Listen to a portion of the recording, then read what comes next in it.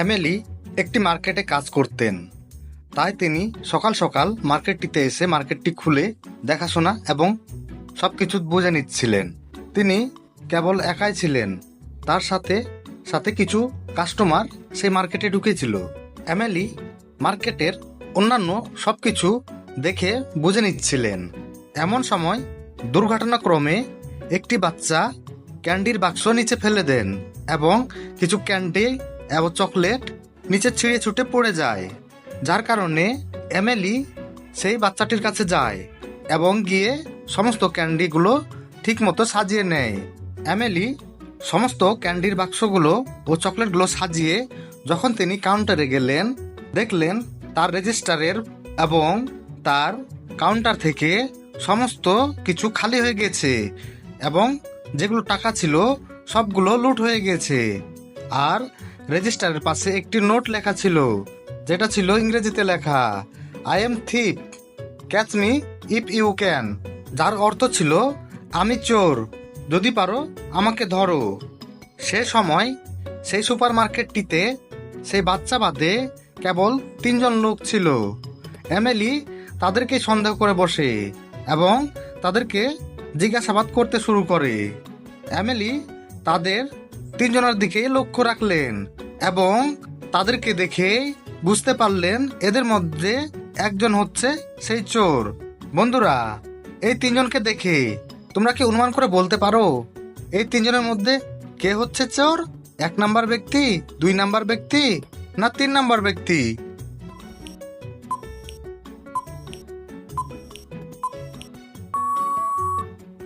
বন্ধুরা, তোমরা কি অনুমান করতে পারলে?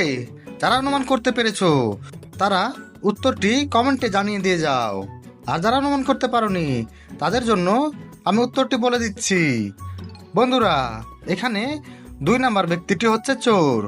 আমরা যদি লক্ষ্য করি দেখব যেখানে সেই চিরকুটটি লেখা হয়েছিল সেখানে বাম দিকে রাখা হয়েছিল। আর আমরা দেখছি যে লোকটি 2 নাম্বারের সে বাম হাতটি বের করে আছে এবং সে বাম হাতি, যার কারণে সে বাম দিকে কলমটি রেখেছিল, তার বাম হাতটি সবসময় বের করে রেখেছিল। আর তাতে তাকে সন্দেহ হয় এবং সেই হচ্ছে চোর। একটি বড় শহরে চুরির ঘটনা দিন কি দিন দ্রুত বেড়ে চলেছিল। চোরকে কোনো ক্রমেই ধরা যাচ্ছিল না এবং পুলিশগুলো চোরকে ধরার জন্য হিমশিম খাচ্ছিল, যার কারণে শহরের পুলিশগুলো মেহুলের কাছে গেল এবং তাকে জানালো যে চোরকে তারা কোনোভাবে ধরতে পারছিল না এবং চোরকে ধরার জন্য তার কাছে সহযোগিতা চাইলো। গোয়েন্দা মেহুল সঙ্গে সঙ্গে চোরকে ধরার পদক্ষেপ নিল এবং মেহুল স্থানীয় সংবাদপত্রে একটি প্রকাশ করলো যে যে কেউ চোরকে সন্ধান দিবে তাকে 10,000 টাকা পুরস্কার দেওয়া হবে। পত্রিকায় প্রকাশের দিন একজন ব্যক্তি মেহুলের সাথে দেখা করতে থানায় এসেছিলেন। এসে মেহুলকে চোরটির বিষয়ে জানাবেন বলে জানালেন। লোকটি মেহুলকে 3টি বাড়ির কথা বলে। সেই 3টি বাড়ির মধ্যে আজকে একটি বাড়িতে চোরটি চুরি করবে। আর এ বলে লোকটি মেহুলের ওখান থেকে চলে যায়। মেহুল সঙ্গে সঙ্গে সেই লোকেশনে চলে গেলেন আর সেই বাড়িগুলো দেখতে থাকলেন। বাড়িগুলো দেখার পরে মেহুল বুঝতে পারলেন যে কোন বাড়িতে সেই চোরটি আছে। বন্ধুরা, তোমরা কি এই 3টি বাড়ি দেখে তোমরা কি অনুমান করে বলতে পারবে কোন বাড়িতে চোরটি আছে? এ, বি না সি নাম্বারের বাড়িতে?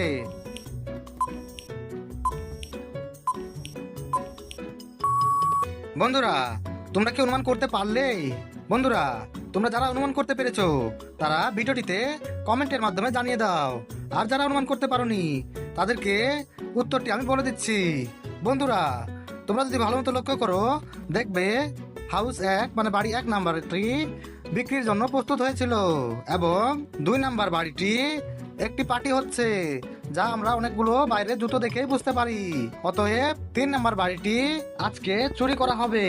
যা আমরা দেখতে পাই বাড়িটির সামনে অনেক তুষার পড়ে আছে, অনেক দিন থেকে লোকজন বাড়িটিতে নাই, যার কারণে চোরটি আজকে এই 3 নাম্বার বাড়িটিতে চুরি করবে। আর মেহুল প্রস্তুতি নেয় চোরকে ধরার জন্য আর এক পর্যায়ে চোরকে মেহুল ধরে ফেলে।